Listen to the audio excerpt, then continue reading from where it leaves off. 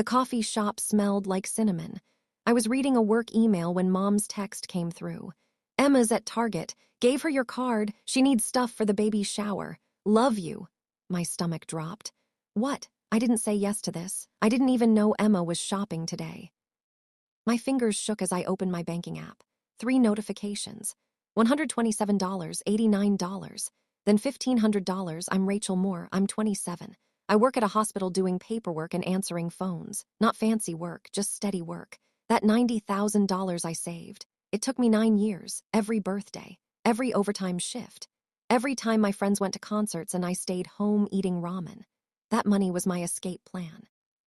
My future apartment. My chance to finally live alone and breathe. But Mom never saw it that way. To her, my bank account was the family piggy bank, something we all shared. When Dad's car broke down, I paid. When Emma's boyfriend left and she couldn't cover rent, I paid. When Mom wanted new furniture because the old couch embarrassed her, guess who paid? Me, every single time. And nobody ever said thank you. They said, "You're so responsible, Rachel." Responsible meant I was the one who always paid. I called Mom. She answered on the 4th ring, chewing something crunchy. "Hey, sweetie." "Mom, why does Emma have my card?" I kept my voice calm, professional, like talking to a patient at work.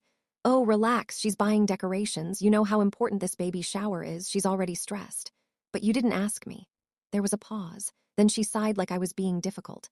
"Rachel, don't be selfish. Family helps family. You have plenty of money just sitting there doing nothing." Plenty of money, doing nothing. That money was my oxygen, my way out of living in a cramped apartment with 2 roommates who never cleaned. My shot at having a space that was mine. But explaining that to Mom was like explaining rain to a fish. She just didn't get it. "I'm coming to get my card back," I said. "Don't make a scene," Mom warned. Then she hung up. I grabbed my keys and drove to the mall. My hands gripped the steering wheel so hard my knuckles turned white. When I got there, I found Emma in the checkout line. Her cart was overflowing, balloons, fancy plates, a giant stuffed giraffe. And then I saw the electronics, a new tablet, wireless headphones, a speaker. "Emma." She turned and smiled. Big, fake. "Oh, hey, Mom said you wouldn't mind. I'm just grabbing a few things." A few things. The total on the screen said $87,423. $7,000.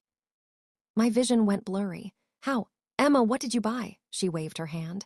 "Just some stuff I needed, for the baby. And okay, maybe a little for me, but you're always saying you want to help."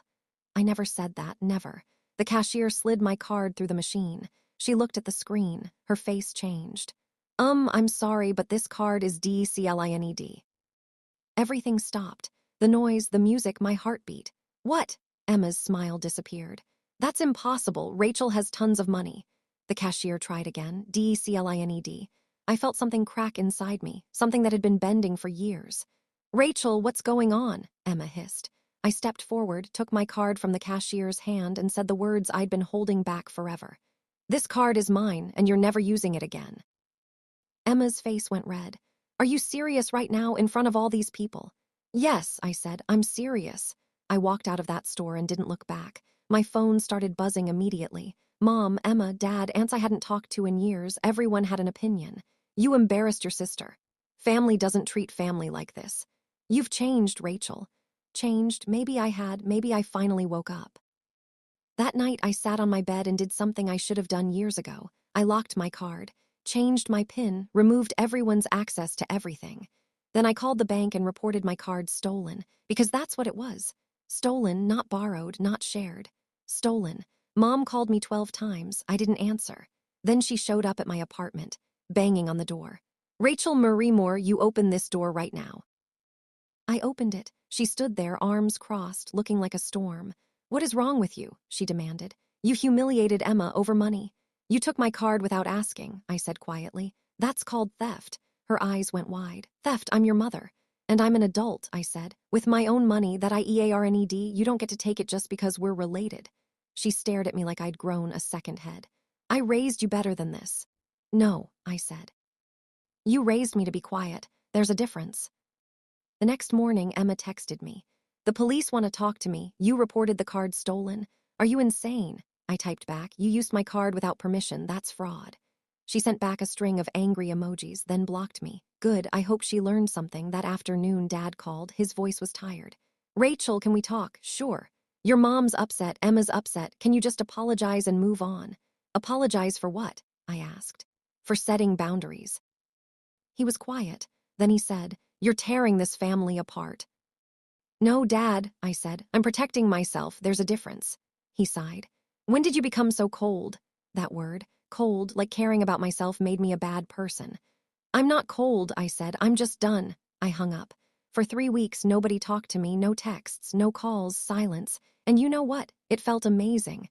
Like taking off shoes that were 2 sizes too small. I could breathe. Then one Saturday, Mom showed up again. This time she wasn't angry, she looked tired. Can I come in? I hesitated, then stepped aside. She sat on my couch, hands folded.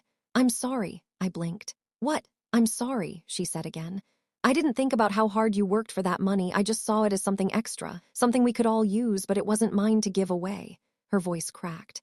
I messed up. I sat down across from her. You did, she nodded. Can we start over? Maybe, I said, but things are going to be different now. How? She asked. I'm not the family ATM anymore, I said. If someone needs money, they ask, they explain, and I get to say no without being called selfish. Mom looked down. That's fair. And Emma needs to apologize. She will, Mom promised. I'll make sure. 2 months later, Emma texted. I'm sorry, I didn't realize how much I hurt you. It wasn't perfect, but it was a start. I bought my own apartment 3 months after that. 1 bedroom, hardwood floors, a kitchen that was all mine. The day I moved in, I stood in the empty living room and cried. Happy tears, free tears. Mom helped me unpack. She brought me a housewarming gift, a picture frame with a note inside. Home is where you're respected. Here's what I learned. Saying no doesn't make you mean. It makes you honest.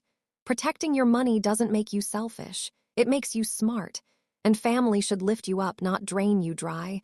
I'm not the family bank anymore. I'm just Rachel. And that's more than enough.